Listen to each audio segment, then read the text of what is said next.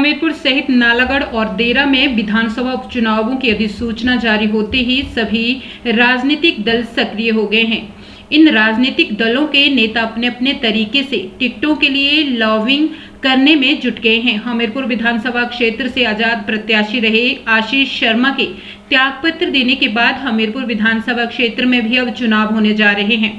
कांग्रेस की ओर से जिला महिला कांग्रेस की अध्यक्षा राकेश रानी वर्मा ने भी टिकट के लिए अपनी ताल ठोक दी है। राकेश रानी वर्मा ने हिमाचल प्रदेश की कांग्रेस कमेटी को लिखे एक पत्र में हमीरपुर विधानसभा क्षेत्र में अपने लिए टिकट की मांग की है। गौरतलब है कि राकेश रानी वर्मा पिछले कई दशकों से कांग्रेस में विभिन्न पदों पर काम कर चुकी है। राकेश रानी वर्मा शहर के वार्ड नंबर 1 और वार्ड नंबर 7 से भी पार्षद रह चुकी है। इसके अलावा वे लोहारड़ पंचायत की भी प्रधान रह चुकी हैं। जो हमारे विधानसभा के चुनाव हुए थे उनमें लोगों ने जहां के जो एमएलए रहे हैं उनको बहुत अच्छे वोटों से जिता के भेजा था।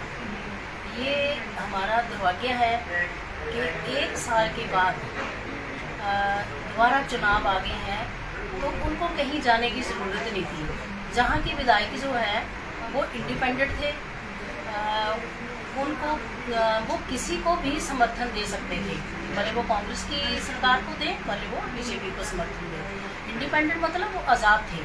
तो ये सब चीज़ें जो समझ से परे हैं कि ऐसी क्या परिस्थितियाँ पैदा हो गई कि ऐसा क्या हो गया कि 1 साल के बाद हम लोगों को उन्होंने इलेक्शनों में धकेला।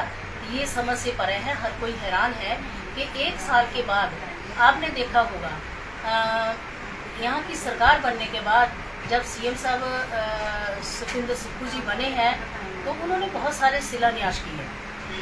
उसमें आशीष शर्मा जी का हर जगह उनका जो नेम प्लेट पे उनका नाम आया सीएम के साथ। ये बहुत बड़ी बात होती है कि इंडिपेंडेंट का नाम एक प्लेट पे अगर उनका नाम आता है सीएम के साथ तो ये बहुत बड़ी बात होती है। उनको पूरा मान सम्मान दिया जा रहा था।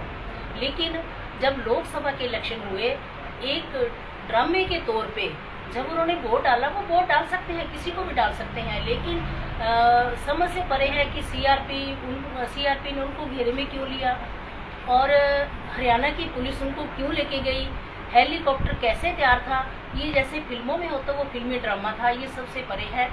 आज फिर उन्होंने लोगों को इलेक्शन में धकेला है। लोग बहुत परेशान हैं।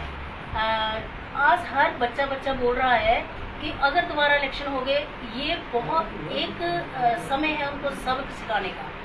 आप फिर टिकट लेके भाजपा की आएंगे। जब बीजेपी किसको टिकट देती है वो उनका अपना मामला है।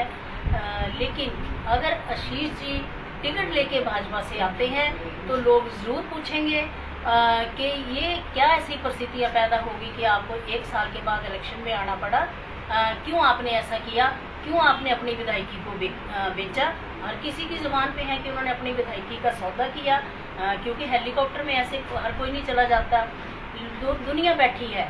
आज जैसे ही वो टिकट लेके आएंगे आज लोग तैयार हैं कि आशीष शर्मा को वोट के माध्यम से उनको सबक सिखाया जाए कि कैसे लोगों का वोट लेके उसकी जो कीमत आपने लगाई है वो बहुत गलत और दुर्भाग्यपूर्ण है। जो भी कैंडिडेट यहाँ से कांग्रेस दे वो मिलनसार होना चाहिए, लोगों में उसका आना जाना होना चाहिए, लोगों के दुख सुख में आना चाहिए और उसका लोगों के प्रति एक समाज से भी होना चाहिए, उसकी अपनी अच्छी छवि होनी चाहिए। और मेरा मानना है कि हमारे सीएम जो है सुखविंदर सिंह सुक्खू जी ऐसे ही प्रत्याशी को मैदान में उतारेंगे। मैडम क्या आप अपनी दावेदारी पेश करेंगे? ऐसा है कि मैं हमीरपुर से 2 बार पार्षद रही हूँ, 1 बार प्रधान रही हूँ। अलग अलग पदों पे मैंने कार्य किया है और ये सीएम साहब भी जानते हैं कि बड़ी ईमानदारी से कोई मेरे ऊपर उंगली नहीं उठा सकता, हमारे परिवार के ऊपर उंगली नहीं उठा सकता। आज तक जो भी कार्य जहाँ पे भी मेरी ड्यूटी लगी है वहाँ पे मैं गई हूँ, बखूबी अपने कार्य को हमने किया है। काफ़ी अच्छे जहाँ भी गई हूँ हमने कभी भी किंतु परंतु नहीं किया। जैसे अभी सीएम साहब जिसको भी देंगे उम्मीदवार देंगे हमारे लिए कोई किंतु परंतु नहीं होगा। लेकिन अगर हम पार्टी के अच्छे कार्यकर्ता हैं, अगर पार्टी के लिए हमने वफादारी की है और इतने सालों से हमारा परिवार पार्टी के साथ जुड़ा है, तो अगर सीएम साहब हमें टिकट देंगे तो हम भी मजबूती से लड़ सकते हैं, ऐसी कोई बात नहीं है। लोगों के साथ हमारा अच्छा मेल जोल है, शहर में अच्छा सबसे आना जाना है। देखो, दावेदारी करनी एक व्यक्ति का कर्तव्य है।